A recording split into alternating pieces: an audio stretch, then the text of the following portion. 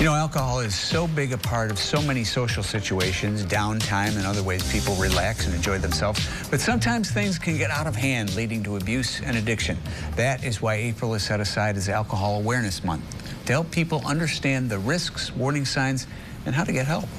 Mark Lestrange and Tully Hill Treatment Center joins us along with Tracy Dando of Safe Space Organization. They're here to open up the conversation about what alcohol abuse looks like and what resources are available to help those in recovery or who might need to actually partake in that. Mark, thanks for coming back to the show. Tell us more about the Tully Hill Treatment and Recovery Center. Tully Hill has been in business for 35 years. We've helped over 20,000 people and their families, and we treat alcoholism and substance abuse. We have inpatient treatment, we have outpatient treatment, and we can really help people who want to get help for addiction. Tracy, you've spoken often about safe space. What's your part of this equation?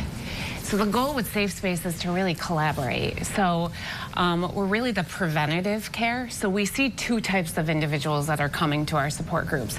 They're either coming from an inpatient, outpatient setting where they're looking to create a community with this new life that they're building, or you know, COVID really took a lot of us into this like alcohol-induced coma stage. And they are emerging from that and saying, I want to feel better. I want a healthier lifestyle.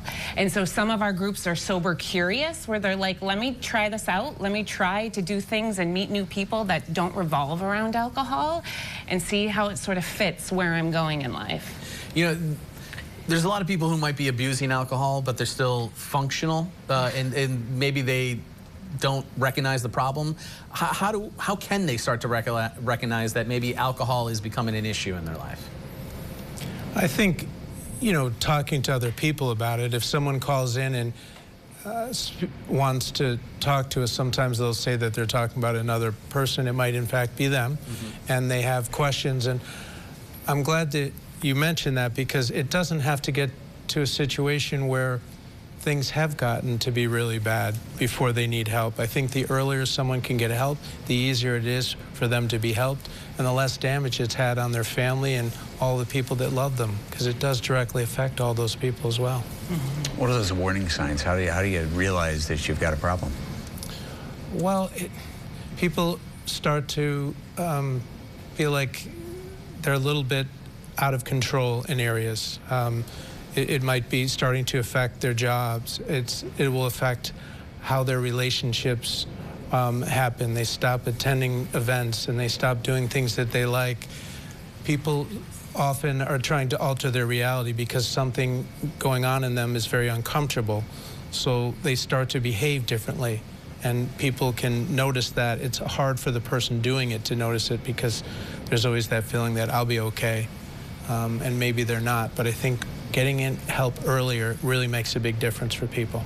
Tracy, I imagine, you know, half the battles is probably starting the conversation, right? It is, because it's an internal battle for people, because they don't want to admit that something's wrong, right? We've labeled this stuff for so long, yet they're all coping mechanisms. They're all things that we turn to stop the noise inside of us. And so if we have the tools and we have the community that replaces that, we no longer need that.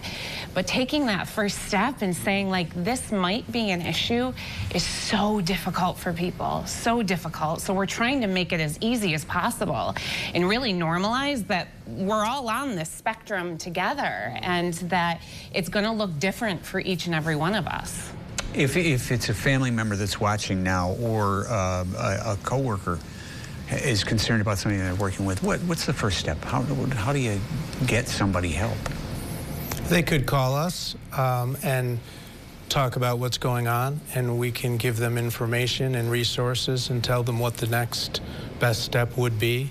A lot of times people will not be informed as to what to do, and I think it's important that they speak to a professional in the field to be able to find out what those next steps are. Tracy, what does it mean to you to help be part of this space, to help the community in this way? It's just so ingrained with the mental health of Syracuse, right? And that's what Safe Space is. It's all about improving the mental health and the mental well-being. And so we all have coping strategies, and for many of us, those really exemplified throughout COVID. And now it's like we're in this phase of all of us trying to get back to a life of normalizing, whatever that is, you know? And so this is a big part of Safe Space. And so we really have partnered with multiple organizations on how to bring it to their population. We just partnered with Pink Rock Culture Co-op, which is a sober musicians group. So it's really bringing this idea into all different places throughout the community and say, hey, just try it out. Just try it out.